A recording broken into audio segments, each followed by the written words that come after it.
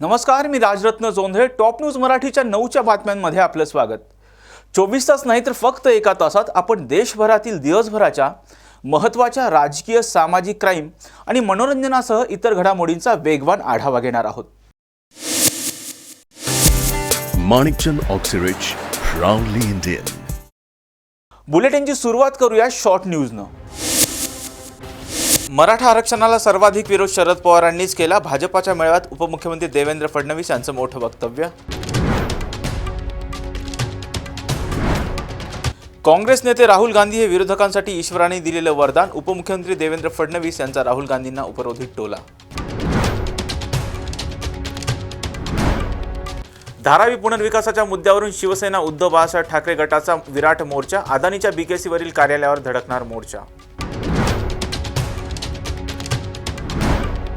धारावी पुनर्विकासाच्या मुद्द्यावरून शिवसेना उद्धव बाळासाहेब ठाकरे गटाच्या मोर्चाच्या विरोधात भाजप आणि शिंदेंचे धारावीत बॅनर्स.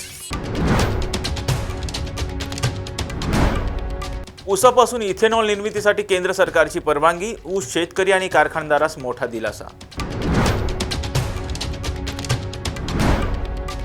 आज वर्ध्यात ओबीसींची महाएल्गार सभा. सभेस प्रकृती अस्वस्थामुळे छगन भुजबळ अनुपस्थित राहणार. साताऱ्यातील धोम कालव्याला भगदाड. कालवा फुटल्यानं लाखो लिटर पाणी नदीपात्रात, तर झोपड्यात पाणी शिरल्यानं अनेक ऊसतोड कामगारांचे संसार आले रस्त्यावर. मनोज जरांगे पाटील यांना सरकारने दिलेलं आश्वासन पाळावं, अन्यथा मी मनोज जरांगे पाटील यांच्यासोबत. आमदार बच्चू कडू यांचं मोठं विधान.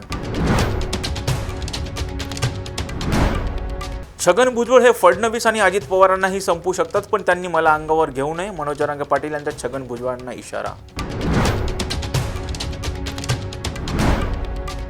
जगातील सर्वात मोठा घोटाळा हा टीडीआरचा. टीडीआरमध्ये भाजपाचे हात बरबटलेले. संजय राऊत यांची भाजपावर टीका. सोयाबीन आणि कापूस उत्पादकांच्या मागण्याबाबत केंद्र व राज्य सरकारने दिलेल्या शब्दाच्या अंमलबजावणी अजूनही झालेली नाही. यामुळे रविकांत तुपकर यांच्याकडून पुन्हा एकदा आंदोलनाची घोषणा करण्यात आली आहे. चिखली तालुक्यातील सोमठाणा येथे शेतकऱ्यांची बैठक पार पडली असून 19 डिसेंबरला नागपूरमध्ये सुरू असणाऱ्या हिवाळी अधिवेशनावर हल्लाबोल आंदोलन करण्यात येणार आहे. सोयाबीन कापसाला दरवाढ मिळावी, येलो मोझॅक बोंडअळीची नुकसान भरपाई मिळावी, दुष्काळाची मदत मिळावी, यासह गारपीट आणि हवामान खराब झाल्यामुळे जे नुकसान झालं त्याची मदत तातडीने मिळावी, यासह अन्य मागण्या घेऊन आम्ही हजारो शेतकरी गेल्या अनेक महिन्यांपासून रस्त्यावर आहोत. राज्य सरकारनं मुंबईत आमच्याबरोबर चर्चा केली, केंद्र सरकारनं आमच्याबरोबर चर्चा केली, पण ज्या मागण्या आमच्या त्यांनी मान्य केल्या त्या मागण्यांच्या अनुषंगानं अंमलबजावणी होताना दिसत नाहीये. सरकारला आम्ही 15 डिसेंबरपर्यंतची मुदत दिली होती.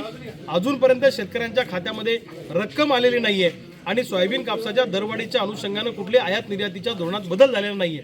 त्यामुळं सरकारला आम्ही दिलेल्या इशाऱ्याप्रमाणे जर सरकारनं अजून 2 दिवसामध्ये निर्णय घेतला नाही तर 19 डिसेंबरला हजारो शेतकरी, सोयाबीन कापूस उत्पादक शेतकरी नागपूरच्या अधिवेशनावर धडक देतील आणि शेतकऱ्यांचा इंगा काय असतो आंदोलनाचा हा आम्ही नागपूरला 19 तारखेला सरकारला दाखवून देऊ.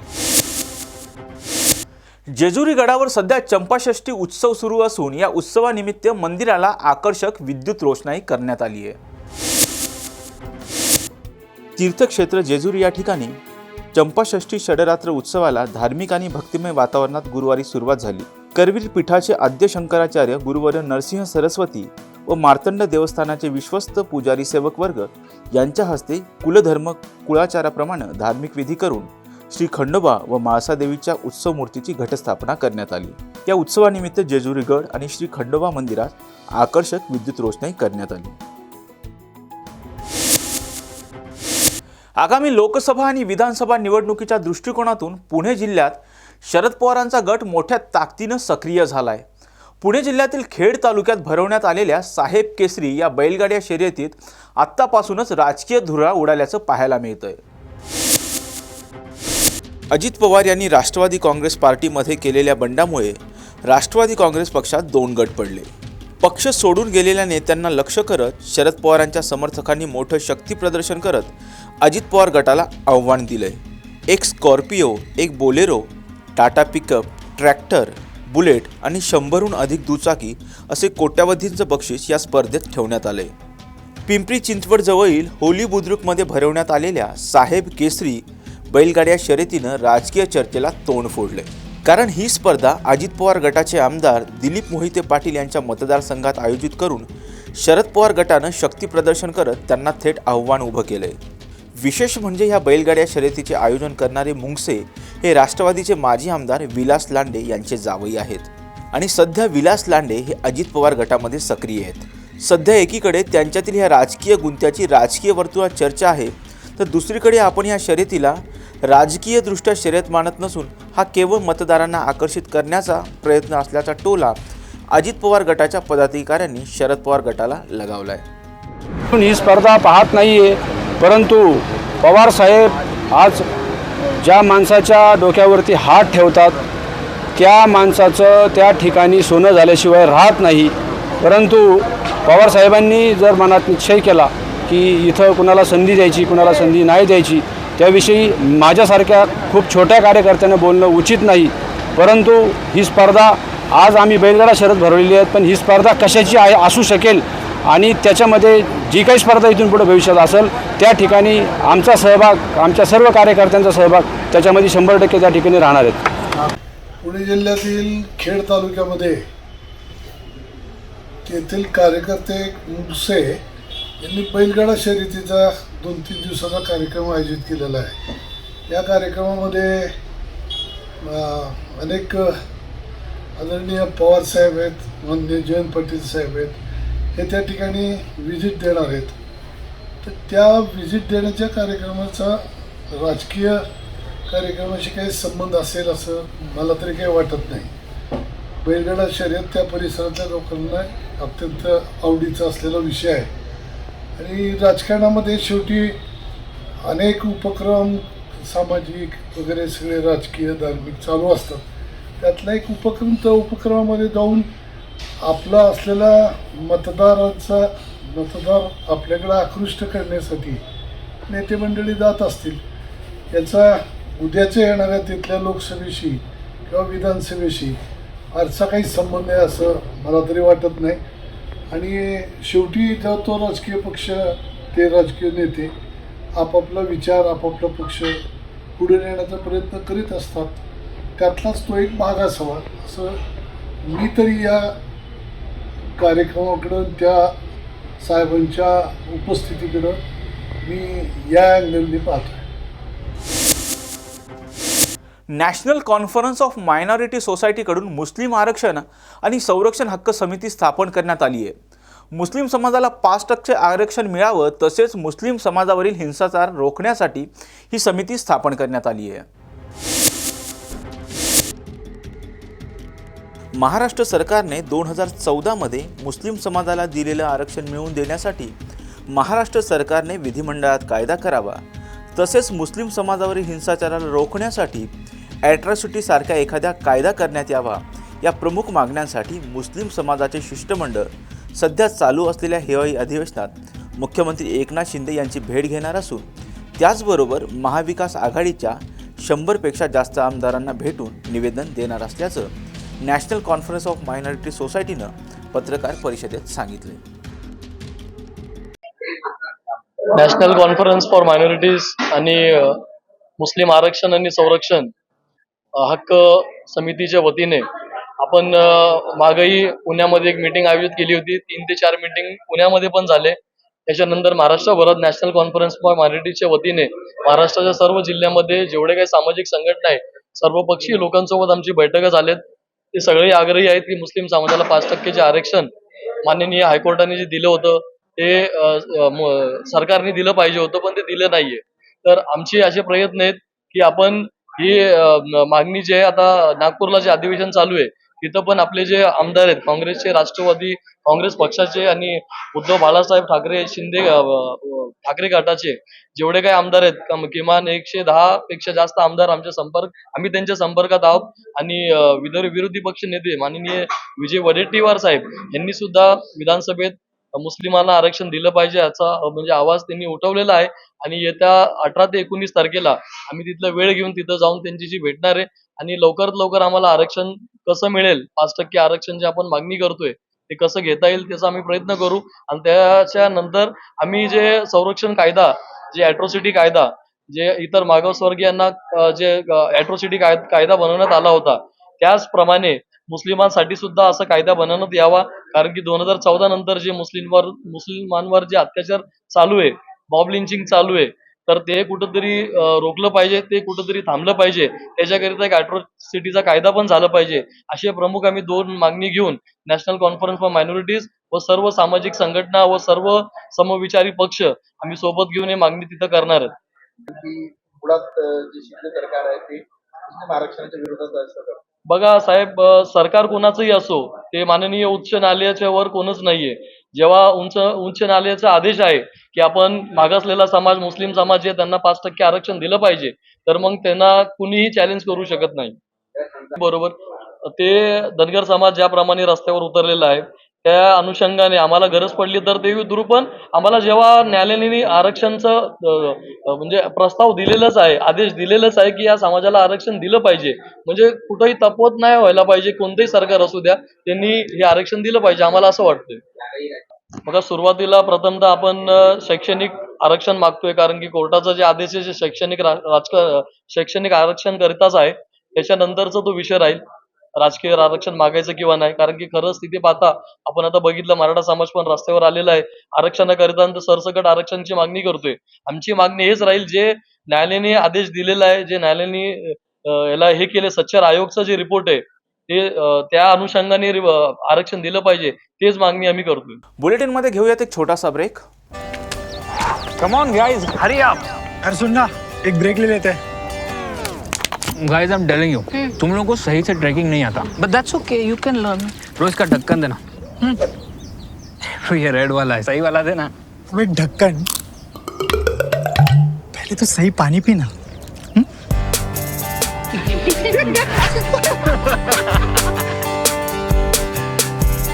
Manikchand Oxyrich, proudly Indian.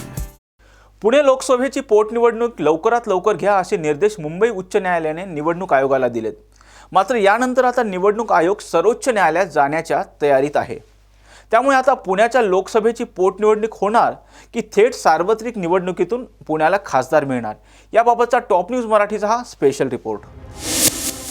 3 दिवसांपूर्वी म्हणजे 13 डिसेंबरला मुंबई उच्च न्यायालयाने एक मोठा असा निर्देश दिल्याचं पाहायला मिळालं, आदेश दिल्याचं पाहायला मिळालं.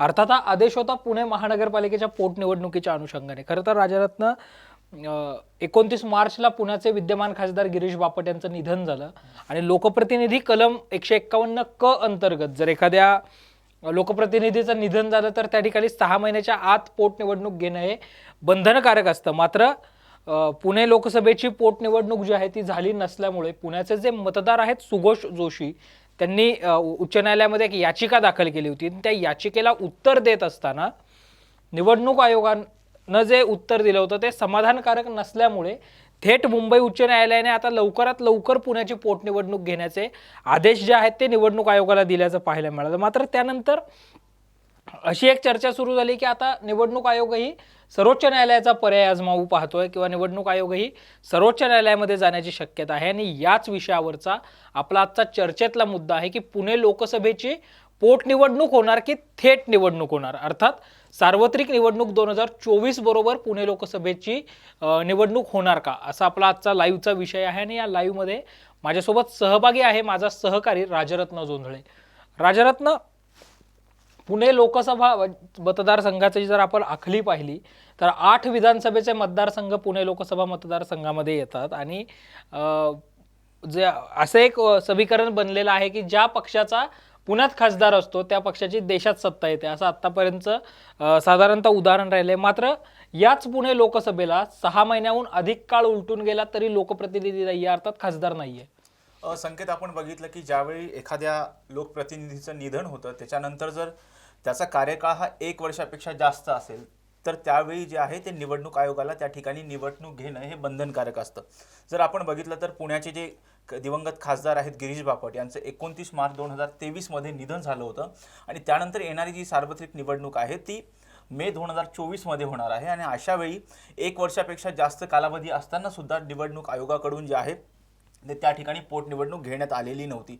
त्यामुळे पुण्याचे जे मतदार आहेत सुघोष जोशी यांनी उच्च न्यायालयामध्ये याचिका दाखल केली होती की आत्ताही आपण बघितलं तर 1 वर्षापेक्षा जास्त कालावधी शिल्लक असताना सुद्धा पुण्यामध्ये खासदार हा दिला जात नाही. त्या विरोधात त्यांनी निवडणूक आयोगाच्या विरोधात उच्च न्यायालयामध्ये याचिका दाखल केली आणि त्यानंतर उच्च न्यायालयाने आहे ते सुप्रीम कोर्टाला सुनावलं आहे, फटकारलं आहे आणि सांगितलेलं आहे की तुम्ही तात्काळ जी आहे ते पुण्यामध्ये लोकसभेची पोटनिवडणूक घ्या असं सांगितलं होतं. आणि कारण आपण बघितलं तर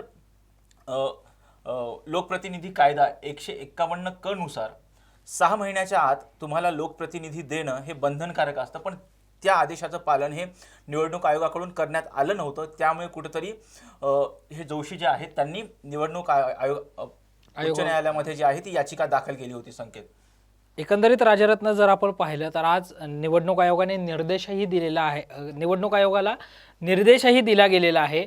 या लाईव्हमध्ये आपण चर्चा तर करणार आहोतच, मात्र आमच्यासोबत काही मान्यवर मंडळी देखील या लाईव्हमध्ये जोडली जाणार आहेत, ज्यांचा पुणे लोकसभेवर प्रचंड असा अभ्यास आहे, पुण्याचे रहिवासी आहेत आणि पुणे लोकसभेच्या निवडणुकीचं कव्हरेज असेल किंवा काही मान्यवरांनी यामध्ये तर थेट पुण्याची लोकसभा निवडणूक सुद्धा लढलेली आहे. आपण थेट पहिल्यांदा जाणार आहोत डॉक्टर सुभाष वारेस सर यांच्याकडे, की ज्यांनी 2014 मध्ये आम आदमी पक्षाकडून पुणे लोकसभेची निवडणूक देखील लढलेली आहे. सर, तुमचं स्वागत आहे टॉप न्यूज मराठीमध्ये. आणि सर, मागच्या अनेक वर्षांपासून तुम्ही देखील सामाजिक चळवळीमध्ये आहात, राजकीय चळवळीमध्ये आहात. सर, तुमच्याकडून पहिल्यांदा मला याच प्रश्नाचं उत्तर हवं आहे की मुंबई उच्च न्यायालयानं निवडणूक आयोगाला फटकारलंय की 6 महिन्याच्या आतमध्ये तुम्ही निवडणूक का घेतली नाही, तर याकडे तुम्ही कसं पाहताय? संसदीय लोकशाहीमध्ये राज्यकारभारातला लोकांचा सहभाग हा आपल्या लोकप्रतिनिधींच्या मार्फत असतो. लोकांनी निवडलेले प्रतिनिधी सभागृहामध्ये लोकांच्या इच्छा, लोकांच्या आकांक्षा, लोकांची मतं याचा कानोसा घेऊन आपलं मत त्या सभागृहात मांडत असतात. त्याच्यामुळे लोकशाही कार्यान्वित करण्यासाठी, लोकांचं राज्य कार्यान्वित करण्यासाठी लोकप्रतिनिधी हे मध्यस्थ असतात. महत्त्वाची भूमिका त्यांची असते. पुणे लोकसभा मतदारसंघाला मात्र मागचे 10 महिने झाले लोकसभेमध्ये प्रतिनिधित्वच नाही आहे. कारण पुण्याच्या मतदारांनी निवडून दिलेले माननीय गिरीश बापट यांचं 10 महिन्यापूर्वी साधारणतः निधन झालं. कायद्यानं अशा पद्धतीनं एखाद्या सदस्याचं निधन किंवा राजीनामा आला तर 6 महिन्याच्या आत तिथली पोटनिवडणूक घेणं हे निवडणूक आयोगावर बंधनकारक असतं.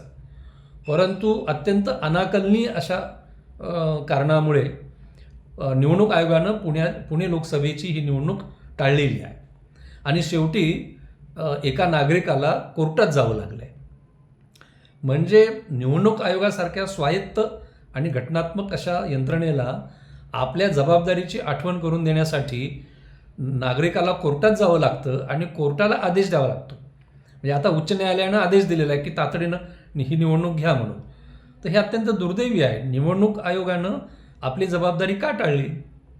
एक चर्चा पुणे शहरामध्ये अशी आहे की दरम्यानच्या काळात पुणे लोकसभेच्या कक्षेत येणाऱ्या कसबा विधानसभा मतदारसंघात भारतीय जनता पक्षाला म्हणजे सत्ता पक्षाला यश मिळालं नाही आणि त्याच्यामुळे एकूण परिस्थिती ही आपल्या विरोधात आहे अशा पद्धतीची भावना झाल्यामुळे ही निवडणूक टाळली का?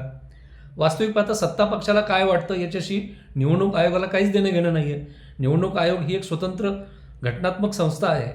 त्यांनी आपली जबाबदारी ही निष्पक्षपणे पार पाडण्याची गरज आहे. त्यामुळे हे जर कारण खरं असेल तर हे लोकशाहीसाठी अत्यंत धोकेदायक आहे. सत्ता पक्षाची मर्जी बघून जर निवडणूक आयोग काम करायला लागला आणि तो तसा करतोय असा आरोप वारंवार निवडणूक आयोगावर वेगवेगळ्या कारणांनी होतोय, ही परिस्थिती सशक्त लोकशाहीसाठी ही काही चांगली नाही.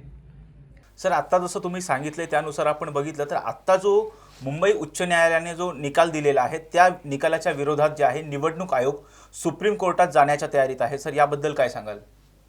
आता उच्च न्यायालयाच्या आदेशानंतर की तातडीनं निवडणुका घ्या, आता दुहेरी पेच निर्माण झाला आहे. म्हणजे सार्वत्रिक निवडणुका एप्रिल महिन्यात होऊ घातल्यात. आत्ता जर निवडणूक आयोगानं उच्च न्यायालयाचा आदेश पाळून निवडणुकीची तयारी सुरू केली तर जानेवारीपर्यंत तर काही ही निवडणूक होऊ शकणार नाही.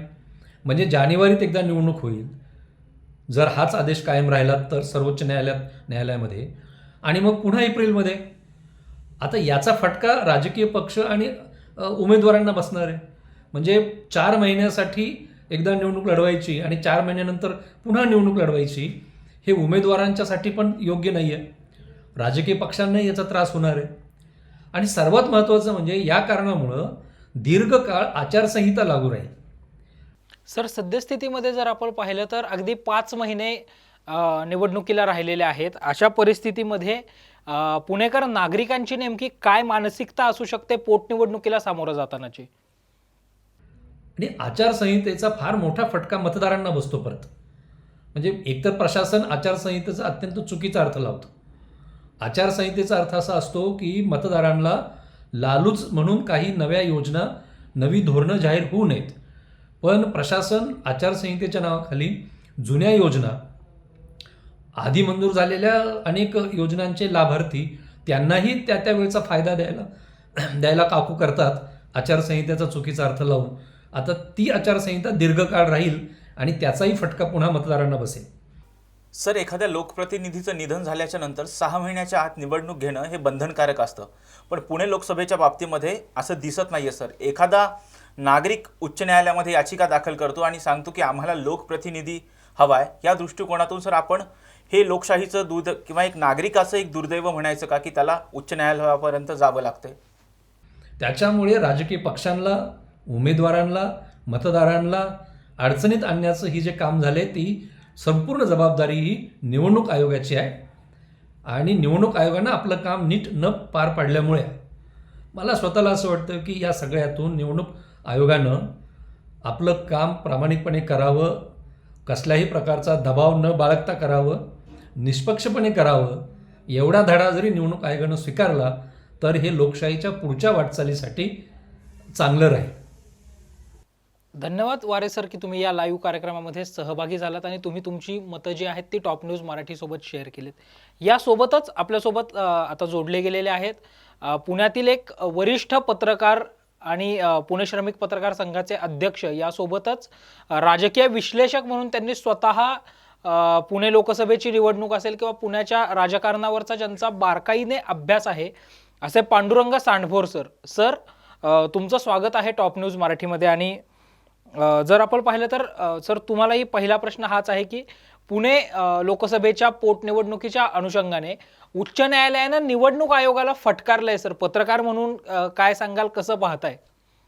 पुण्याचे खासदार गिरीश बापट यांचं मार्च अखेरीस निधन झालं. जवळपास 6 महिन्यांचा कालावधी होऊन गेला आहे. अद्यापही पोटनिवडणूक जाहीर झालेली नाही. तर या संदर्भात जी काही उच्च न्यायालयात याचिका दाखल झाली होती तर त्यावर न्यायालयाने निवडणूक आयोगाला फटकारलं ही वस्तुस्थिती आहे. याला कारण असं आहे की आपल्या कायद्यातली तरतूद आहे की जर 6 महिन्यापेक्षा जास्त कालावधी शिल्लक असेल तर कायद्यानुसार निवडणूक घेणं बंधनकारक आहे. मात्र निवडणूक आयोगाने जवळपास वर्षभरापेक्षा अधिक कालावधी शिल्लक असतानाही पुणे लोकसभेची पोटनिवडणूक घेतली नाही. हे धक्कादायक आहे आणि हे कुठेतरी कायद्याचं उल्लंघन करणारं आहे. म्हणूनच निवडणूक आयोगाला उच्च न्यायालयाने फटकारलं असं म्हणता येईल. सर, आत्ता जसं सांगितलं त्याप्रकारे जर आत्ता निवडणूक आयोग जो आहे तो आता उच्च न्यायालयाच्या निर्णयाविरोधात सुप्रीम कोर्टात जाण्याच्या तयारीत आहे. एक पत्रकार म्हणून तुम्ही त्याकडे कसं बघता सर? मला वाटतं आता निवडणूक आयोगापुढे दुसरा पर्याय राहिलेला नाही. आपण पाहतो की लोकसभेचा एकूणच सर्व लोकसभेचा कालावधी आता जवळपास संपत आलेला आहे. फेब्रुवारीमध्ये लोकसभेच्या देशभरातल्या निवडणुका लागतील. अशा परिस्थितीत पुणे लोकसभेची निवडणूक आत्ता लगेच घेणं कुठल्याही परिस्थितीत अशक्यच असं म्हणावं लागेल. तर निवडणूक आयोगापुढे हाच एकमेव पर्याय आहे की सर्वोच्च न्यायालयात जाणं आणि कसल्याही परिस्थितीत आता पुणे लोकसभेची पोटनिवडणूक न घेता एकंदरीत देशभरातील सर्व लोकसभेच्या निवडणुकीबरोबरच ही निवडणूक होईल यासाठी न्यायालयाकडून दिलासा मिळवणं हा एकमेव पर्याय आत्ता तरी आहे हातात. सर, भविष्यामध्ये जर निवडणूक आयोग सुप्रीम कोर्टामध्ये गेला आणि सर्वोच्च न्यायालयाने निवडणूक घ्याच असे निर्देश, म्हणजे उच्च न्यायालयाचा आदेश जो आहे, निर्देश जो आहे तो कायम ठेवत निवडणूक घ्याच असं सांगितलं तर पुण्यातल्या राजकीय पक्षांची नेमकी मानसिकता काय असेल? पुणे लोकसभाची निवडणूक म्हणजे ही काही सोपी गोष्ट नाही आहे. जवळपास 6 मतदारसंघ पुणे लोकसभा मतदारसंघात येतात. अशा परिस्थितीत निवडणूक घ्यायची आणि लगेचच पुढच्या म्हणजे निवडणूक झाल्यानंतर पुढच्या 15 दिवसात दुसरी निवडणुकीला सामोरे जायचं हे अत्यंत कडक असं आव्हान असणार आहे. उमेदवार कुठलाही असो, पक्षही कुठला असो त्यांच्यापुढे हे मोठं खडतर आव्हान असेल. अशा परिस्थितीत संबंधित उमेदवार पक्षाचा एक कस लागेल आणि मला वाटतं निवडणुकीतील जी काय मज्जा म्हणतो आपण, निवडणुकीतला जो काय थ्रिल म्हणतो तो संपून जाईल. सर, याच प्रश्नाला जोडून एक विचारतो की एखाद्या लोकप्रतिनिधीचं निधन झाल्याच्या नंतर 6 महिन्याच्या आत निवडणूक घेणं हे बंधनकारक आहे, पण आपण सद्यस्थितीमध्ये बघतोय की पुणे लोकसभेच्या निवडणुकीच्या बाबतीमध्ये असं झाल्याचं दिसत नाही. एक नागरिक उच्च न्यायालयामध्ये याचिका दाखल करतो, हे दुर्दैव म्हणायचं का सर? मला वाटतं प्रत्येक शहराला त्याचं प्रतिनिधित्व असं असतं की त्या शहराचा विकास होण्यासाठीच प्रतिनिधित्व असतं. खासदार हे मोठं पद आहे. पुणे हे देशातलं सर्वाधिक वेगानं वाढणारं शहर आहे. जर पुणेसारख्या शहराला जर 1 वर्षापेक्षा अधिक कालावधीत जर खासदारच नसेल तर इथल्या विकास कामांच्या दृष्टीने केंद्रात पुणे शहराची बाजू कोण मांडणार? इथले जे काही प्रकल्प चालू आहेत, अनेक मोठे प्रकल्प पुण्यात चालू आहेत, त्यांच्या निधीचे विषय असतील, अनेक अशा गोष्टी असतात की ते दिल्ली दरबारी मांडण्याचं काम लोकप्रतिनिधी या नात्याने खासदार करत असतात. आणि जवळपास 1 वर्षभराहून अधिक कालावधी जर पुणे शहराला खासदार मिळणार नसेल तर तो पुणे शहरातल्या नागरिकांवर अन्याय ठरणार आहे, इथल्या विकासावर अन्याय ठरणार आहे. त्यामुळे अशा परिस्थितीत जर कोणी न्यायालयात गेला असेल तर मला वाटतं निश्चितच ते स्वागतार्ह आहे आणि तेवढंच बरोबरही आहे. सर, जर आपण पाहिलं तर महायुतीमध्ये ही जागा भारतीय जनता पक्षाकडे आहे, तर महाविकास आघाडीमध्ये पुणे लोकसभेची जागा ही काँग्रेस पक्षाकडे आहे. मात्र आत्ताची परिस्थिती जर आपण पाहिली तर महायुतीमधला अजित पवार गट असेल, भारतीय जनता पक्ष असेल किंवा शिंदे गट असेल, या सगळ्यांमध्येही सगळेच जण पुणे लोकसभेची जागा लढण्यासाठी इच्छुक दिसतात. तिकडे जर आपण महाविकास आघाडी म्हणून पाहिलं तर नुकताच झालेल्या ठाकरे गटाच्या मेळाव्यात माजी आमदार चंद्रकांत मोकाटे यांनी ठाकरे गटाने आता पुणे लोकसभा आजमावला पाहिजे असं म्हणत थेट पुणे लोकसभेच्या जागेवर दावा केल्याचं पाहायला मिळालं. राष्ट्रवादी शरद पवार गटाचे प्रदेशाध्यक्ष, शरद पवार गटाचे पुण्याचे शहर अध्यक्ष प्रशांत जगताप हे सुद्धा इच्छुक असल्याचं पाहायला मिळालं. तर काँग्रेस ही जागा आमचीच आहे असं म्हणत आपला दावा कायम ठेवताना पाहायला मिळत आहे. तर एकंदरीतच महायुती आणि महाविकास आघाडीमधले सर्वच पक्ष ही निवडणूक लढण्यासाठी इच्छुक असल्याचं पाहायला मिळत आहे. याकडे कसं पाहताय? निवडणूक म्हटलं की सर्व पक्ष दावा प्रतिदावा करत असतात, पण आपण बघितलं की पुण्यात भाजप विरुद्ध काँग्रेस असाच सामना होतो. महायुतीत ही जागा भाजपकडे आहे, त्यामुळे पुण्यातून भाजपचाच उमेदवार येणं हे जवळपास निश्चित आहे. आणि महाविकास आघाडीत ही जागा काँग्रेसकडे आहे आणि त्यामुळे काँग्रेसचाच उमेदवार येईल. शेवटी सगळेच दावा करत असतात, पण हे सगळे गणित दिल्लीत ठरतात, राज्याच्या पातळीवर ठरतात. इथले लोक इच्छा व्यक्त करण्यात कुठलाही गैर नाही आहे. त्यानुसार संबंधितांनी इच्छा व्यक्त केली असं म्हणावं लागेल. सर, सध्याची आपण जर बघितली तर राजकीय समीकरणं जी आहे ती बदललेली दिसतात. कारण ज्यावेळी कसब्याची निवडणूक झाली होती त्यावेळेस अजित पवार हे राष्ट्रवादी काँग्रेस पक्षामध्येच होते, पण आता आपण बघितलं तर अजित पवार यांनी स्वतः राष्ट्रवादी काँग्रेसपासून, शरद पवारांपासून वेगळे झालेले आहेत. त्यामुळे राज्यातली समीकरणं जी आहेत ती बदललेली आहे. सर, त्यामुळे सध्याच्या वेळी जर निवडणूक झाली, जर पुण्यामध्ये जर लोकसभेची पोटनिवडणूक झाली तर सध्याची राजकीय समीकरणं ही कशी असू शकतात? आणि याला धरून विचारतो सर, ही राजकीय समीकरणं कशी असू शकतात आणि कोणत्या पक्षाचं पारडं हे अधिक जड असू शकतं? मला वाटतं कसब्याच्या निवडणुकीत आपण पुणेकरांची जी काही नाराजी आहे किंवा एकंदरीत राजकारणाचा जो काही स्तर खालावला आहे त्याच्याबद्दलची नाराजी कसब्याच्या निवडणुकीत बघितली. पण एकंदरीत आता ही लोकसभेची निवडणूक आहे, ही कितपत त्याच्यात ही नाराजी प्रकटणार? कारण शेवटी देशाचं भवितव्य लोकसभेच्या निवडणुकीत ठरलेलं असतं. एकंदरीत राजकारणात किंवा महाराष्ट्राच्या राजकारणात जे काही आत्ता घडलं आहे गेल्या 4 वर्षभरात जे काय घडलं आहे ते कुठल्याच नागरिकाला आवडलेलं नाही आहे. पण याला सगळेच राजकारणी जबाबदार आहेत. मग बघायचं कुणाकडं आणि कुणाला द्यायचं पसंती, कुणाला मत द्यायचं असा प्रश्न निश्चित आहेत. त्यातल्या त्यात जो बरा असेल, जो चांगला असेल त्याला मतं देतील आणि ते मतपेटीतून देसेल. आत्ता आपण अंदाज व्यक्त करणं मला वाटतं चुकीचं ठरेल. सर, आगामी निवडणुकांच्या दृष्टिकोनातून जर आपण पाहिलं तर पुणे लोकसभेसाठी उमेदवार देणं ही प्रामुख्याने महाविकास आघाडी आणि महायुतीसाठी डोकेदुखी ठरेल असं देखील बोललं जातं आहे. कुठेतरी पुणे लोकसभेच्या जागेवरून महायुतीमध्ये आणि महायुतीमधल्या घटक पक्षांमध्ये मतभेद होऊ शकतात का उमेदवार निवडताना, आणि सोबतच महाविकास आघाडीमध्येही अशी मतभेद होण्याची शक्यता जी आहे ती निर्माण होऊ शकते का? मला वाटतं मी म्हटलं तसं की ह्या प्रत्येक जागांचं वाटप यापूर्वी महायुतीत आणि आघाडीत झालेलं आहे. राज्यातल्या प्रत्येक विधानसभा मतदारसंघ, लोकसभा मतदारसंघ, कुठल्या जागा हे जवळपास निश्चित आहेत. पुण्याचा जर विचार केला तर ते अधिक स्पष्ट आहे, म्हणजे महायुतीत भाजपकडं आणि महाविकास आघाडीत काँग्रेसकडं. राज्यातल्या इतर काही जागांमध्ये थोडंफार जागांची अदलाबदल होऊ शकते. हा तो त्या तात्कालिक परिस्थितीत घेतला जाणारा निर्णय आहे. आत्ता पुण्यात तरी काय त्याच्यावर मतभेद होतील किंवा अशी तरी परिस्थिती नाही आहे. सर, 2019च्या विधानसभेच्या निवडणुकीच्या नंतर आपण बघितलं तर की राजकीय समीकरणं खूप वेगळी पाहायला मिळाली. कारण भाजप आणि शिवसेना असेल यांनी एकत्रितमध्ये निवडणुका लढवल्या होत्या आणि महाआघाडीमध्ये जे आहे काँग्रेस, राष्ट्रवादी काँग्रेसांनी एकत्रित निवडणुका लढवल्या होत्या, पण ज्यावेळी निकाल लागला त्यानंतर उद्धव ठाकरेंची शिवसेना ही राष्ट्रवादी आणि काँग्रेससोबत जाऊन त्यांनी सत्ता स्थापन केल्याचं आपल्याला पाहायला मिळालं. पण कालांतराने पुन्हा एकदा एकनाथ शिंदेनी महाराष्ट्रात बंड केलं, शिवसेनेमध्ये बंड केलं आणि त्यांनी स्वतः मुख्यमंत्री होऊन त्यांनी सत्ता स्थापन केली. त्यानंतर आपण पुढे जाऊन बघितलं तर राष्ट्रवादी काँग्रेसचे जे नेते आहेत अजित पवार यांनी राष्ट्रवादी काँग्रेसमध्ये बंड करत ते सत्तेमध्ये सहभागी झाले. या दृष्टिकोनातून आत्ता जर पुणे लोकसभेची जर पोटनिवडणूक लागली तर या दृष्टिकोनातून मतदारांची मानसिकता काय असेल असं आपल्याला वाटतं सर? मतदारांची मानसिकता ही आत्ता आपण सांगू शकत नाही आहे. आपण बघितलं आत्ता 5 राज्यांच्या विधानसभा निवडणुका झाल्या. असं चर्चा होती की किंवा आपल्यापर्यंत जे सूर येत होते की मध्य प्रदेशमध्ये असेल किंवा राजस्थानमध्ये काँग्रेस बाजी मारेल, तेलंगणात बाजी मारेल, छत्तीसगडमध्ये बाजी मारेल. पण उलटं चित्र आपण बघितलं की मध्य प्रदेश भाजपने ज्या पद्धतीने यश मिळवलं ते पाहता अद्यापही नक्की मतदारांच्या मनात काय हे सांगता येत नाही आहे. राजस्थानमध्येही भाजपने मताधिक्य मिळालं किंवा विजय मिळवला. छत्तीसगडमध्ये हीच परिस्थिती आहे. ज्या भाजपच्या विरोधात सगळं देशभर एकीकडं हे आवाज उठवला जातो आहे त्यांनाच मतदार निवडून देत असेल तर मतदारांना नक्की काय आवडतं हे मला वाटतं मतपेटीतून दिसतंय, तेच खरं म्हणावं लागेल. धन्यवाद पांडुरंग सर की तुम्ही या लाईव्ह चर्चेमध्ये सहभागी झालात आणि तुम्ही तुमची जी मतं आहेत किंवा तुम्ही सहज सोप्या शब्दामध्ये पुणे लोकसभेचं विश्लेषण जे आहे ते टॉप न्यूज मराठीच्या प्रेक्षकांपर्यंत पोहोचवलं आहे.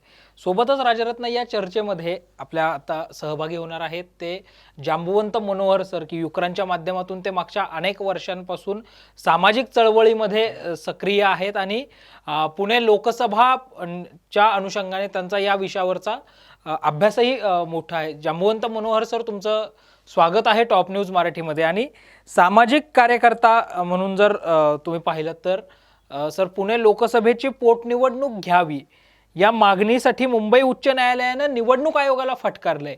सामाजिक कार्यकर्ता म्हणून तुम्ही या सगळ्या याचिकेकडे कसं पाहताय? नाही, पुणे शहराचं हे महत्त्व 1952 पासून ज्या विचारांचा किंवा ज्या पक्षाचा खासदार पुणे शहर लोकसभा मतदारसंघातनं जातो त्याच विचारांचं किंवा त्याच राजकीय पक्षाचं गव्हर्नमेंट दिल्लीमध्ये असतं. आत्तापर्यंतचा असा इतिहास आहे. पुणे शहराला आपण महाराष्ट्राची सांस्कृतिक राजधानी म्हणतो, पण एक राजकीय दिशा देण्याचं काम नेहमी पुणे शहर लोकसभा मतदारसंघाने केलेलं आहे आणि तो आत्तापर्यंतचा म्हणजे 2019पर्यंतचा तसा इतिहास आहे. आता गिरीश बापटांच्या निधनाच्या बरोबर त्यावेळी पुणे शहरामध्ये कसबा विधानसभाची पोटनिवडणूक झाली होती आणि भारतीय जनता पक्षाला तिथं खूप ताकद लावून म्हणजे राज्यातले खूप सारे पदाधिकारी त्यांचे मुख्यमंत्री, उपमुख्यमंत्री हे सगळे येऊनसुद्धा तिथं त्यांना पराभवाला सामोरं जायला लागलं. इतकी राजकीय शक्ती आणि बालेकिल्ला समजला जाणाऱ्या कसबाचा जो पराभव होता त्यांचा तो त्यांच्या जिवारी लागला आणि मग ते निवडणुकांना सामोरे जायला भ्यायला लागले. आणि त्याच्यामुळे त्यांनी हल्ली काय आहे की अनेक ज्या संस्था आहेत ज्यांना आपण म्हणतो की त्या स्वयंभू आहेत आणि राजकीय पक्षांनी किंवा सरकारनी त्या संस्थांमध्ये हस्तक्षेप नसतो करायचा, पण बऱ्याच वेळा अनेक संस्थांमध्ये राजकीय हस्तक्षेप दिसून येतो आणि त्याच हस्तक्षेपातनं निवडणूक आयोगाने पुणे शहर लोकसभा मतदारसंघाची निवडणूक घेतलेली नाही, कारण की सत्ताधारी पक्षाला तिथं पराभवाची भीती वाटत होती. सर, उच्च न्यायालयाच्या निर्णयाच्या विरोधात जे आहे ते उच्च न्यायालयाच्या निर्णयाच्या विरोधामध्ये जे आहे ते निवडणूक आयोग सुप्रीम कोर्टात जाण्याच्या तयारीत आहे. त्यामुळे कुठंतरी निवडणूक होईल की नाही याबद्दल साशंकता दिसतीये. सर, या बाबतीमध्ये तुम्हाला काय वाटतं, नेमकं काय घडेल? हो, कारण की ते आता ह्या सगळ्या ह्याच्यामध्ये म्हणजे पुणे शहराचा जर आपण विचार केला तर पुणे शहराच्या महानगरपालिका निवडणुकासुद्धा आता ड्यू आहेत. बरेच दिवस इथं प्रशासक आहे.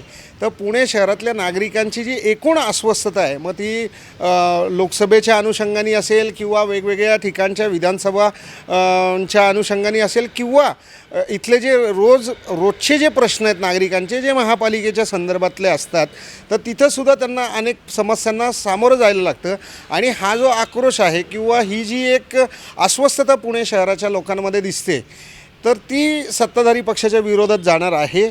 आणि त्याच्यापासून त्या निवडणुकांपासून सत्ताधारी पक्ष पळतोय आणि तसेच निर्देश ते अशा प्रकारच्या ज्या संस्था ज्या पद्धतीने म्हणजे निवडणूक आयोग आता जरी त्याच्यामध्ये शासकीय हस्तक्षेप करायचा नसतो असा नियम जरी असला तरी त्या नियमांना काही ठिकाणी बगल दिली जाते आणि निवडणूक आयोगसुद्धा सत्ताधाऱ्यांच्या मनाप्रमाणे वागतो असं आत्ता आपण बऱ्याच याच्यामध्ये दिसतो की जाती धर्माच्या नावाखाली मतं मागायची नसतात पण ती पंतप्रधानांनी मागितली तर चालतात, इतर कोणी मागितली तर त्याच्यावरती कारवाई होते, पण तीच कारवाई पंतप्रधानांवरती होताना दिसत नाही. तर निवडणूक आयोगसुद्धा जो एक निष्पक्ष संस्था म्हणून ज्यांनी काम करायचं असतं तर ते निष्पक्ष काम करताना दिसत नाहीत आणि त्याची प्रतिबिंब मग अशा छोट्या मोठ्या निर्णयांवरती दिसतात. ते नक्की सर्वोच्च न्यायालयामध्ये जातील आणि त्या निर्णयाला आव्हान देतील आणि तोपर्यंत काय होईल, तोपर्यंत लोकसभेच्या निवडणुका ज्या सार्वत्रिक निवडणुका आहेत त्या हे होतील आणि पुणे शहराला जे इतके दिवस म्हणजे जवळजवळ आता गिरीश बापटांचं निधन होऊन वर्ष होतील तोपर्यंत खासदार नाही आहेत आणि त्यांचं प्रतिनिधित्व लोकसभेमध्ये करण्यासाठी कोणी नाही आहे. तर ह्याच्यावरती पुणे शहरातल्या नागरिकांनी कुठं दाद मागायची किंवा पुणे शहरातल्या नागरिकांना महापालिकेच्या संदर्भातले जे प्रश्न आहेत ते सोडवण्यासाठी जे लोकप्रतिनिधी त्यांनी निवडून दिलेले आहेत ते आत्ता माझी झालेले आहेत, कोणी नाही आहे. इथं महापालिकेवरती प्रशासक आहे आणि या सगळ्या प्रश्नांना पुणे शहरातल्या नागरिकांना फेस करावं लागतं. आता निवडणूक आयोग उच्च न्यायालयात सर्वोच्च न्यायालयात जाईल तर निकाल काही सर्वोच्च न्यायालय देईल, पण मग नागरिकांच्या प्रश्नांच्या संदर्भात हे सगळ्या यंत्रणा काही विचार करणार आहेत का, हा सुद्धा प्रश्न या निमित्ताने उपस्थित होतो. सर, पुणे लोकसभेच्या जागेवरून महायुती आणि महाविकास आघाडीमध्ये मतभेद होऊ शकतात का, उमेदवार निवडीवरून असेल किंवा अन्य राजकीय समीकरणांवरून? तुमचं नेमकं परसेप्शन काय आहे पुणे लोकसभेच्या निवडणुकीच्या जागा वाटपाच्या संदर्भात? नाही, युती आणि आघाडीमध्ये ते हा बघा राजकीय पक्षांचा निर्णय की बाबा कोणत्या राजकीय पक्षांनी कोणाला उमेदवारी द्यायची, कोण तुल्यबळ आहे ते त्यांनी ठरवावं. शेवटी नागरिक म्हणून किंवा एक सिव्हिल सोसायटी म्हणून किंवा एक संघटना म्हणून आमचं जे म्हणणं आहे की आज आपण त्या विचारात की लोकसभेची जागा इतके दिवस रिक्त ठेवणं हे सत्ताधारी पक्षाला निवडणूक आयोगाला म्हणजे एका नागरिकाला आम्हाला खासदार द्या म्हणून जेव्हा उच्च न्यायालयात आणि सर्वोच्च न्यायालयात जर हा खटला जाणार तर इथं लोकशाही राहते कुठं? मग लोकशाही म्हणजे लोकप्रतिनिधींच्या मार्फत म्हणजे थेट लोकांचा हस्तक्षेप फक्त निवडणुकीपुरता असतो. आम्ही एक लोकप्रतिनिधी निवडून देतो आणि त्या लोकप्रतिनिधीने आमची बाजू मांडायची असते. दुर्दैवाने पुणे शहर लोकसभा मतदारसंघाचे जे खासदार होते गिरीश बापट त्यांचं निधन झालं, पण त्यांचं निधन झाल्यानंतर त्या ज्या तो जो काळ जर तुम्ही पाहिला तर तो सत्ताधाऱ्यांच्या विरोधातला काळ होता, कारण की इथं काँग्रेस पक्षाचे रवींद्र धंगेकर निवडून आले आणि ही भारतीय जनता पक्षाच्या लोकांनी किंवा सत्ताधाऱ्यांनी इतकी प्रतिष्ठेची निवडणूक केली आणि त्यांना लक्षात आलं की पुणे शहरातलं वातावरण कुठंतरी आपल्याला खराब आहे आणि म्हणून ते निवडणुकीपासून पळ काढतात असा याचा पूर्ण हे आहे.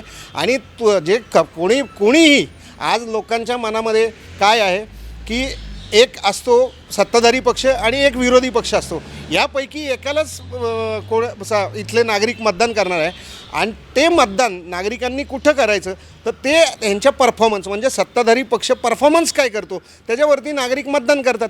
आता त्या स्वतःच केलेल्या परफॉर्मन्सला जर सत्ताधारी पक्ष घाबरत असतील तर ते या सगळ्या रणांगणातनं पळ काढणारच आणि ते पळतात असं चित्र सर्वसामान्य नागरिकांमध्ये आहे.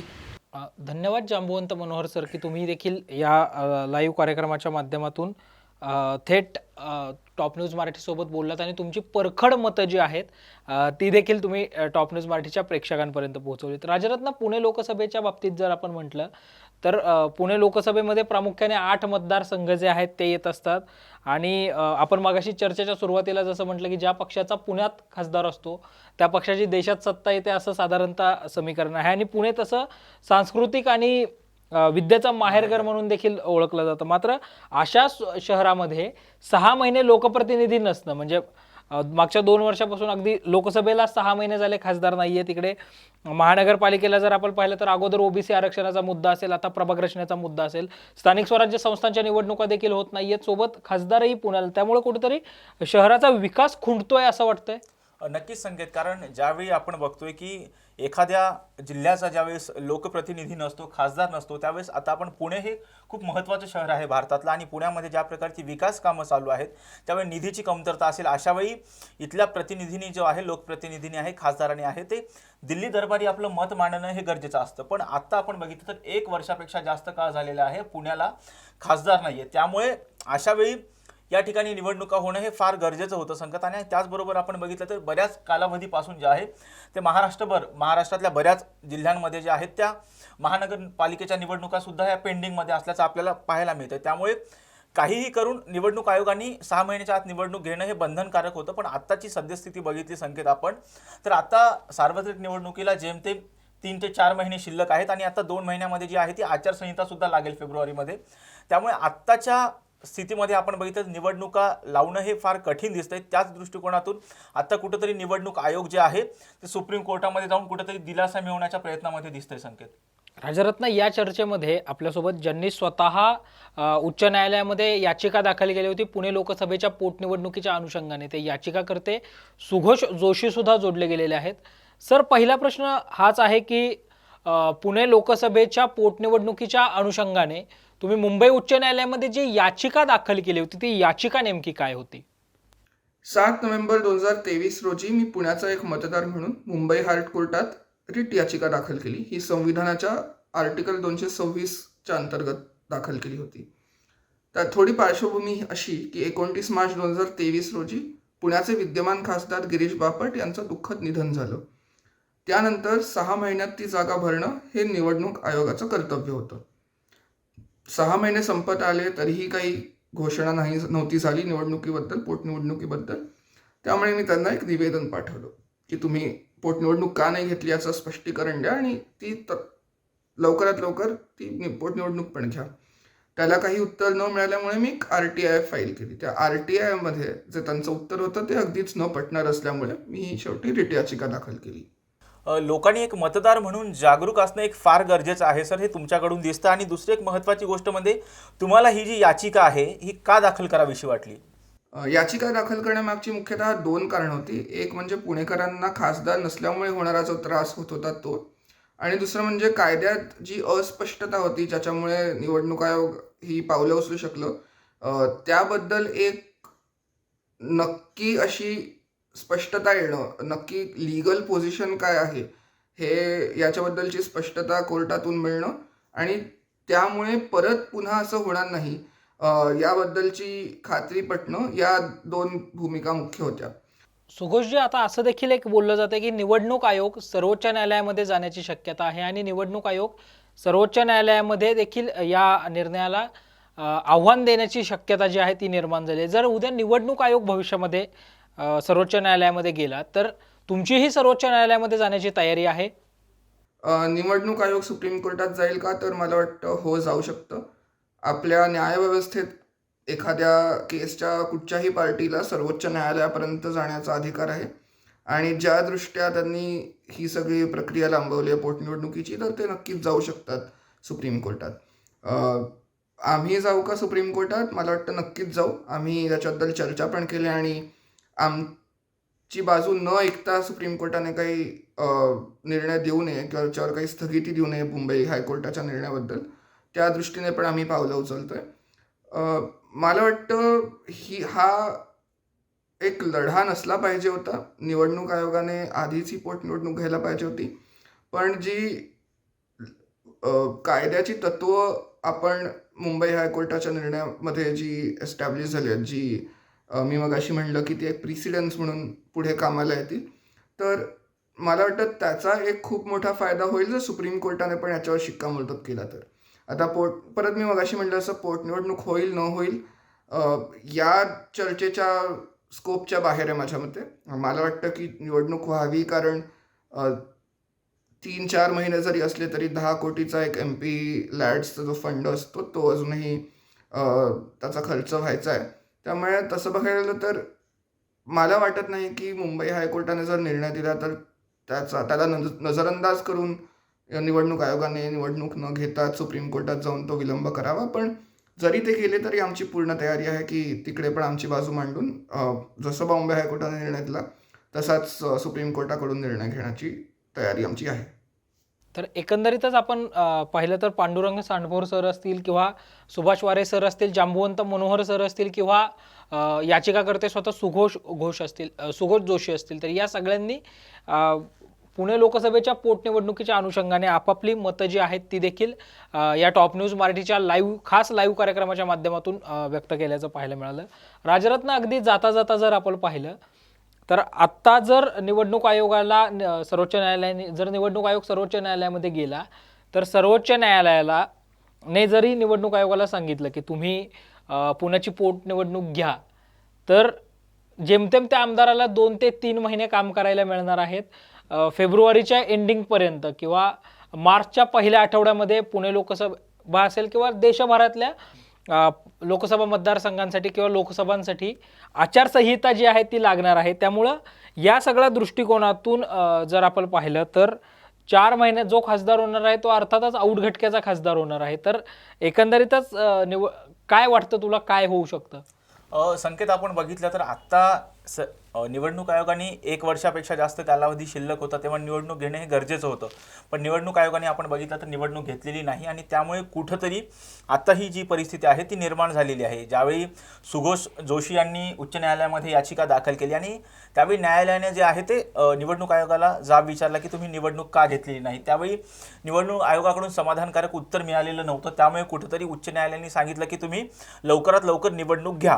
पण आता सद्यस्थिती आपण बघितली तर संकेत की सार्वत्रिक निवडणुकीसाठी काही महिने शिल्लक आहेत आणि जरी न्यायालयाने सांगितलं की तुम्ही आता लवकरात लवकर निवडणूक घ्या, पण ज्यावेळी निवडणूक लागेल तेव्हा तिथून निवडून येणारा जो खासदार असेल त्याच्याकडे एक जेमतेम 2 महिन्याचा कालावधी जो आहे तो शिल्लक असणार आहे. त्यामुळे आत्ता ही निवडणूक लढण्यास किती जण इच्छुक आहेत हे सुद्धा पाहणं फार महत्त्वाचं ठरणार आहे, कारण यानंतर लगेच 2 महिन्यांनी जी आहे ती आचारसंहिता लागेल आणि त्यांना काम करण्यासाठी वेळसुद्धा मिळणार नाही आहे. त्यामुळे निवडणूक आयोगापुढे आता एकच पर्याय आहे, सुप्रीम कोर्टात जाणे आणि काहीतरी तिथून दिलासा मिळवणे किंवा ही जी प्रक्रिया आहे ती पुढे ढकलणे. या पलीकडे निवडणूक आयोगाकडे दुसरा कोणताही पर्याय शिल्लक असल्याचं आपल्याला दिसत नाही आहे. संकेत, एकंदरीत जर आपण पाहिलं तर पुणे लोकसभेसाठी अनेक इच्छुक चेहरे आपल्याला पाहायला मिळतात. म्हणजे भारतीय जनता पक्षामध्ये जर आपण पाहिलं तर पुण्याचे माजी महापौर मुरलीधर मोहोळ असतील, माजी आमदार आणि माजी शहराध्यक्ष जगदीश मुळीक असतील, माजी आमदार मेधाताई कुलकर्णी असतील किंवा राज्यसभेचे माजी खासदार संजय काकडे असतील किंवा बापट परिवारातल्या गिरीश बापट यांच्या स्नुषा स्वरदा बापट असतील किंवा पुत्र गौरव बापट असतील. आणि या सगळ्या नावांखेरीज केंद्रीय नेतृत्वाची मर्जी असणारं भाजपाचं राष्ट्रीय सचिव म्हणून ज्यांनी काम केलं, आंध्र प्रदेशचे प्रभारी म्हणून ज्यांनी काम केलं, ईशान्य भारतामध्ये भाजपाचा कमळ फुलवण्यात ज्यांचा मोलाचा वाटा आहे त्या सुनील देवधरांनी पुणे लोकसभेसाठी तयारी सुरू केल्याचं बोललं जात आहे. तिकडे काँग्रेसमध्ये जर आपण पाहिलं तर मोहन जोशी असतील माजी आमदार, रवींद्र धंगेकर कसब्याचे आमदार असतील किंवा शहराध्यक्ष अरविंद शिंदे असतील, हे देखील पुणे लोकसभेसाठी इच्छुक असल्याचं बोललं जात आहे. शरद पवार गटाकडून शहराध्यक्ष प्रशांत जगताप यांनी दंड थोपटल्याचं पाहायला मिळतंय. दादा गटाकडून दीपक मानकर जे त्यांचे शहराध्यक्ष आहेत त्यांनी दंड थोपटल्याचं पाहायला मिळतंय. एकंदरीतच प्रत्यक्ष निवडणूक प्रक्रिया जाहीर झाल्यानंतर किंवा निवडणूक जाहीर झाल्यानंतरच कळेल की कोण स्पर्धेत आहे, कोणाला उमेदवारी मिळते, कोण या स्पर्धेतून निवडणुकीतून बाद होतो. अर्थात या सगळ्या चर्चा आहेत आणि आता निवडणूक आयोगाची भूमिका ही महत्त्वपूर्ण असणार आहे. या सगळ्याबाबतचे अपडेट्स जे आहेत ते आम्ही वेळोवेळी तुमच्यापर्यंत घेऊन येणारच आहोत. त्यासाठी पाहत रहा टॉप न्यूज मराठी, आपला महाराष्ट्र आपली बातमी. आणि आता top news Marathi channel Jio टीव्हीच्या OTT प्लॅटफॉर्मवर तेही 24 तास. हिरो सिनेमाची हिरोईन मीनाक्षी शेषाद्री यांनी टॉप न्यूज मराठीशी एक्सक्लुझिव्ह संवाद साधला आहे. नमस्कार मंडळी, टॉप न्यूज मराठीच्या या विशेष भागात आपलं मनपूर्वक स्वागत. आज तुम्हाला माहीत आहे की हिंदी सिनेमासृष्टीमध्ये असे काही सिनेमे येऊन गेले की त्यांनी इतिहास घडवला. बरेच सिनेमे आहेत. आता उदाहरणार्थ सांगायचं झालं तर अगदी फार पूर्वीच्या जमान्यापासून जायचं, मुघल आझम आहे, मदर इंडिया आहे, अगदी अलीकडचं म्हणालं तर बॉबी आहे, शोले आहे. या सगळ्या सिनेमांनी एक इतिहास घडवलेला आहे, एक माइलस्टोन निर्माण केलेला आहे. असाच एक सिनेमा आहे ज्या सिनेमाला आज 40 वर्ष झालेली आहेत. आणि तो सिनेमा जरा तुम्ही थोडंसं गेस करा बघू. सांगतो तुम्हाला तुम्हाला एक क्ल्यू देतो. तो क्ल्यू असा आहे की त्या सिनेमात हिरो बासरी वाजवतो आहे आणि ती बासरीची धून ऐकल्यानंतरच तुम्हाला ती गाणी सगळी लक्षात येतील. तर ती गाणी आणि तो सिनेमा कुठला, तो आहे हिरो जॅकी श्रॉफ, त्याच्यानंतर मीनाक्षी शेषाद्री, शम्मी कपूर, संजीव कुमार अशा बड्या स्टारकास्टनी सजलेला हा चित्रपट, तांत्रिकदृष्ट्या आणि कथानक अतिशय सुंदर कथानक असलेला हा सिनेमा एकेकाळी त्या सिनेमानं इतिहास घडवला आहे. आज हे सांगायचं कारण म्हणजे असं की आज मी मीनाक्षी शेषाद्री ह्या सिनेमामध्ये मुख्य भूमिका केलेल्या मीनाक्षी शेषाद्री आहेत, त्यांच्या पुण्यातील घरामध्ये मी आलो आहे. आज त्यांच्याशी या 40 वर्षाच्या पूर्वीच्या ह्या ज्या काय आठवणी आहेत त्यांच्याबरोबर आम्ही गप्पा मारणार आहोत. तर या तुम्ही माझ्याबरोबर. नमस्कार. तर या आहेत मीनाक्षी शेषाद्री. मीनाक्षी जी, एक तो हीरो पिक्चर को आज 40 साल हुए हैं. इसी आज ही के दिन ये फिल्म रिलीज़ हुई थी. तो इस 40 साल पहले की क्या यादें हैं आपसे जुड़ी है और किस तरह से आपकी भावना है? फिल्म हीरो मेरी पहली सुपर सक्सेसफुल फिल्म है और अगर मैं 40 साल पहले जाती हूँ, अपने दिमाग में याद करती हूँ, तो यही सोचती हूँ कि मैं एक चुलबुली मासूम लड़की, स्कूल से बस सब कंप्लीट करके मैं आई थी मुंबई और मुझे इतनी अच्छी सक्सेसफुल फिल्म मिली अपनी दूसरी फिल्म में. तो हीरो की राधा और मुझ में ज़्यादा फ़र्क नहीं है. मैं उस लड़की जैसे ही हूँ निजी जीवन में, जैसे राधा थी उस कहानी में.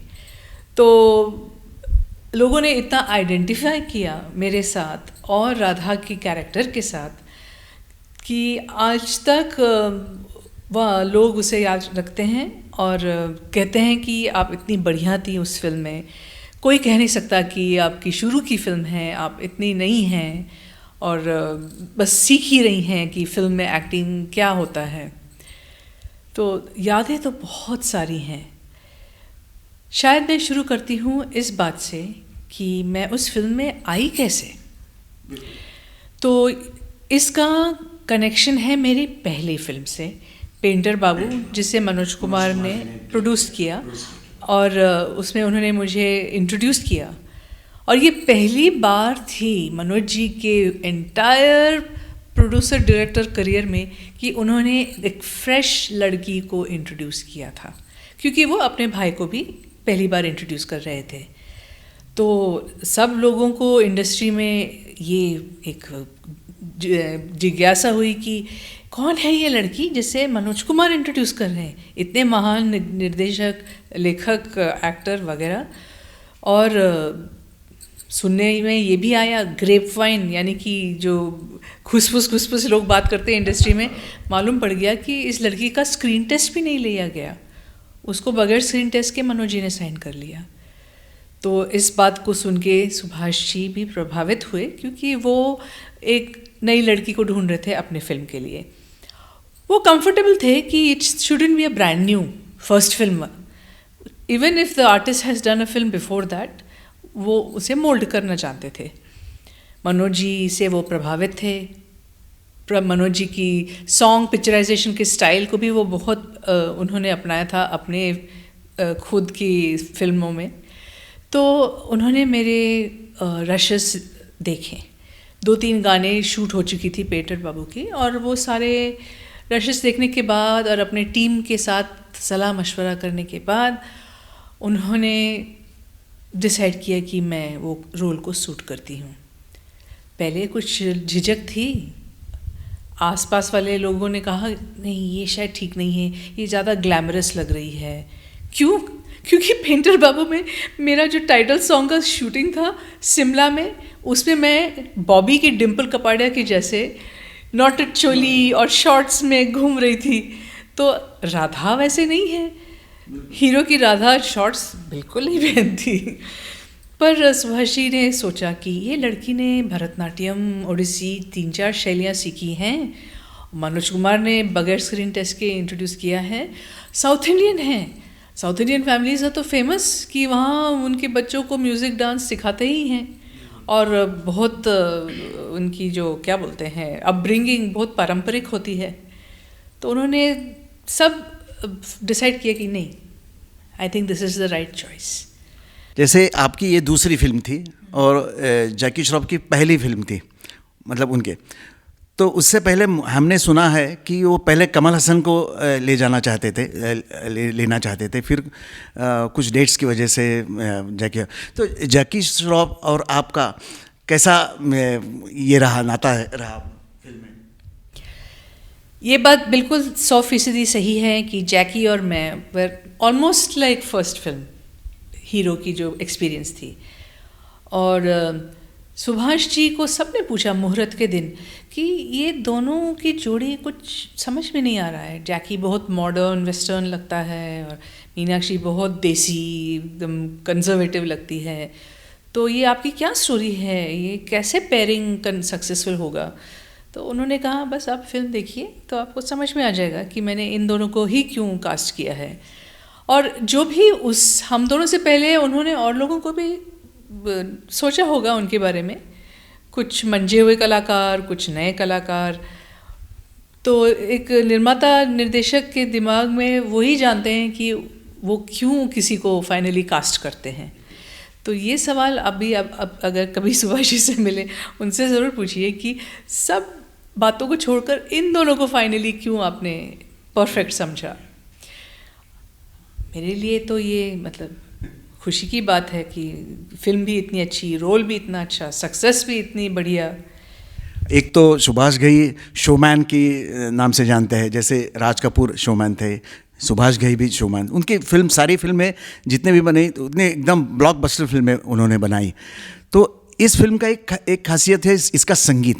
लक्ष्मीकांत प्यारेलाल जी ने संगीत दिया है और उसमें जो बांसुरी की धुन है वो तो बहुत बेहतरीन है इस गाने. और पिक्चर का जो स्लोगन भी है कि a love story of a musical love story of a criminal. एक क्रिमिनल लड़का होता है, उससे प्यार होता है और वो हीरो हो जाता है. ये संगीत के बारे में आप, वो बांसुरी के बारे में क्या, संगीत कैसा रहा आपको?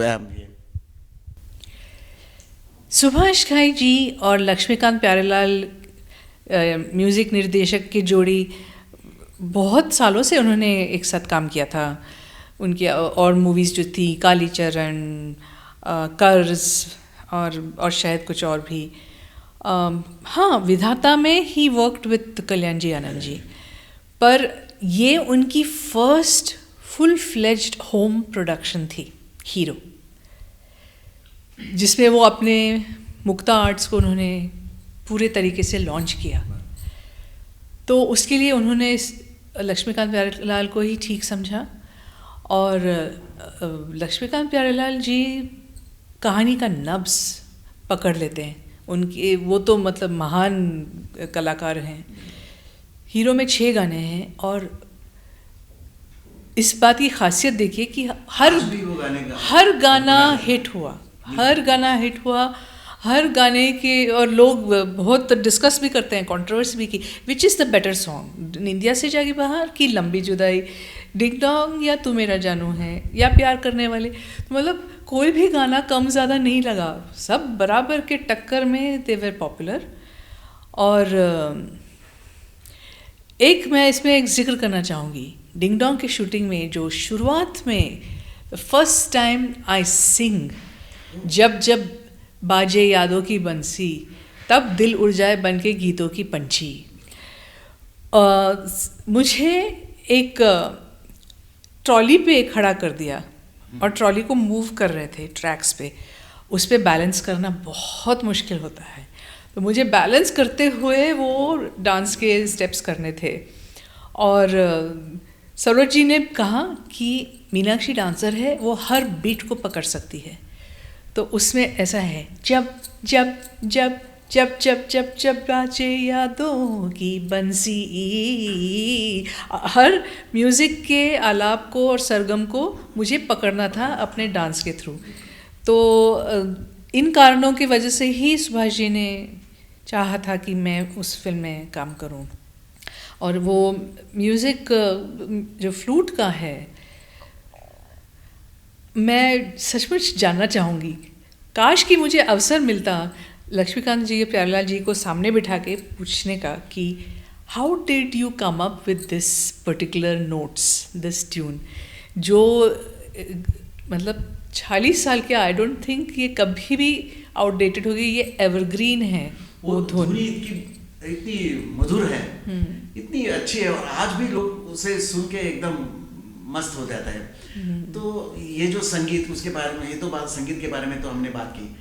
हमने ऐसे सुना है कि जैकी श्रॉफ उस वक्त नए थे, मतलब तो वो तो देवानंद के फैन आदमी है, देवानंद के। तो उस वक्त मैंने सुना है कि वो देवानंद की तरफ डायलॉग डिलीवरी करते थे। अच्छा। और सुभाष घई जी ने उनको बताया कि नहीं, आप जरा शत्रुघ्न सिन्हा की तरफ से ऐसे डायलॉग कीजिए। क्या आपको उस तरफ की, उस वक्त की कुछ यादें आपको है, शूटिंग के दौरान की यादें, फिल्म रिलीज के दौरान की यादें कुछ? शूटिंग में तो बस हर दिन एक मज़ेदार दिन था। हीरो की कोई भी शूटिंग ऐसी नहीं थी जहाँ मज़ा नहीं आया हो। Subhash ji was so good कि सेट पे, माहौल पे एकदम रिलैक्स कर देते थे सबको। वो इस टाइप के निर्देशक हैं जो कभी कभी सेट पे डायलॉग चेंज कर देते थे, कभी कभी सेट पे आके नया सीन पूरा बना देते थे ऑन द स्पॉट।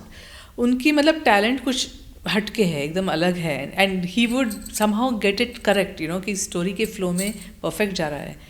तो जैकी और मैं क्या, हम लोग जो नए बच्चे आते हैं ना दुनिया में, कुछ नहीं मालूम होता है, तो माँ बाप सब सिखाते हैं, धीरे धीरे दुनिया को देख के सीखते हैं। हम लोग वैसे ही थे, जो जो सुभाष जी हमें बताते थे हम सीखते जाते थे। Of course I was lucky, classical dance के बैकग्राउंड से आई हूँ, तो अभिनय और नृत्य का मुझे बहुत अच्छा एक ट्रेनिंग मिल चुका है लाइफ में।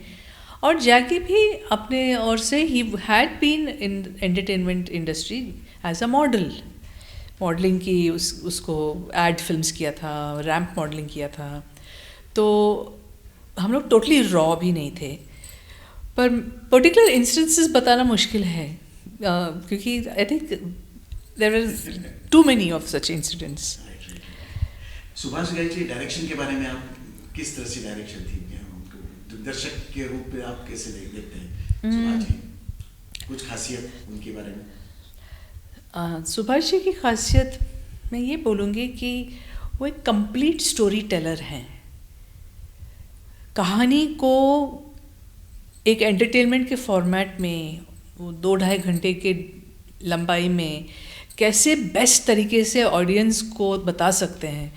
और उनकी नॉलेज ऑफ म्यूज़िक, सॉन्ग्स जो उनकी फिल्मों में हैं, और स्पेशली हीरोइन को इतने अच्छे से प्रेजेंट करते थे वो। ये एक बात मैं किसी और से भी कह रही थी कि उन्होंने पुराने ज़माने के जो निर्माता निर्देशक हैं उनका एक टेक्निक अपनाया कि हीरोइंस को कैसे बेस्ट प्रेजेंट किया जाए। वो ये करते थे कि जो भी अच्छे अच्छे क्लोजअप्स लेने थे हीरोइन के, पूरे सीन शूट कर लेते थे। लास्ट फिल्म के एंड में जो लास्ट इंस्टॉलमेंट होती थी शूटिंग की, पैचवर्क की, he would retake the closeups, only the closeups. तो हम लोग वो कपड़े बदलते थे और उस सीन का we had to match the emotion and intensity उस सीन का। पर उसमें एडवांटेज क्या होती थी कि हीरोइन की मेकअप, बाल, लाइटिंग को परफेक्ट करते थे उस दिन, पैचवर्क की शूटिंग के दिन। और आप जब रनिंग फिल्म देखेंगे आपको मालूम भी नहीं पड़ेगा कि ये किसी और दिन शूट किया गया था, end heroine would look fantastic. तो इसीलिए आजकल जब लोग मुझे मिलते हैं वो कहते हैं, मीनाक्षी जी आप ज़्यादा बदली नहीं, आप अभी भी हीरो की हीरोइन दिखती है। मैं बोलती हूँ लेकिन एक बात समझ में नहीं आई, घातक के बाद आपने फिल्म इंडस्ट्री को क्यों छोड़ा? इसके घातक के टाइम मुझे लगा कि मैं शादी के लिए तैयार हूँ। सीधी सी बात है, मैं एक लड़की हूँ, एक औरत हूँ, और मुझे मन कर रहा था कि मैं सेटल डाउन हो जाऊँ। और जो शख्स मुझे मिले वो अमेरिका के थे, तो मेरे पास 2 ही रास्ते थे, या तो वो इंडिया आते या मैं अमेरिका जाती। और मैंने यही सही समझा कि मैं अमेरिका माइग्रेट कर लूँ, फैमिली लाइफ शुरू करूँ।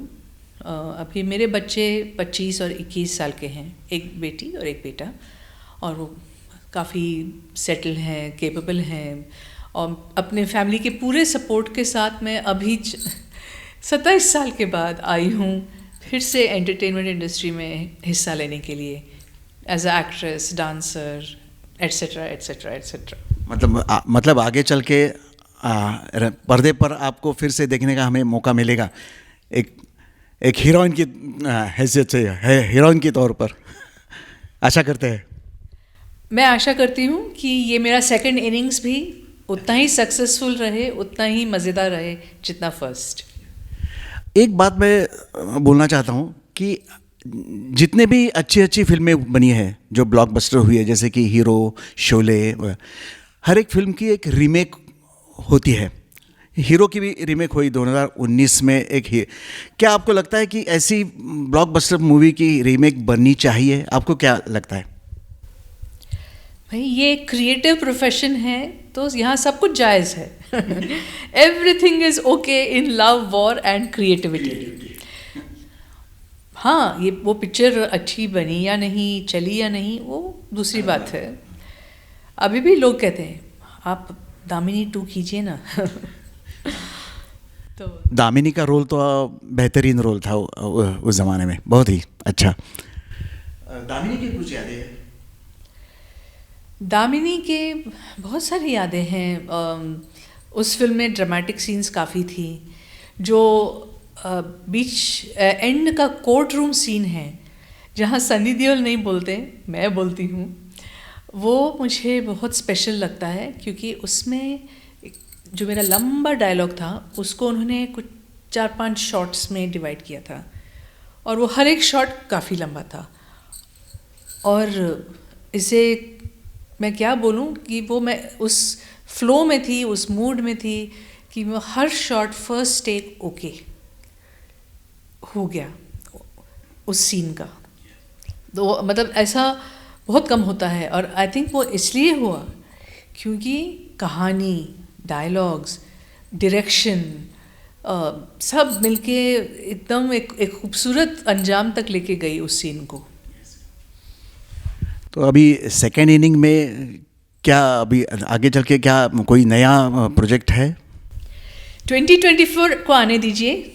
जो भी बातें मैं अभी करने जा रही हूँ OTT या बड़े पर्दे पर या रियलिटी टीवी जो भी है, प्रोड्यूसर्स की तरफ से अनाउंसमेंट आए तो बेहतर है। तो आपको सेकेंड इनिंग के लिए टॉप न्यूज़ मराठी की तरफ से बहुत बहुत शुभकामनाएं। Thank you very much. तर या होत्या मीनाक्षी शेषाद्री, हिरो सिनेमातल्या नायिका।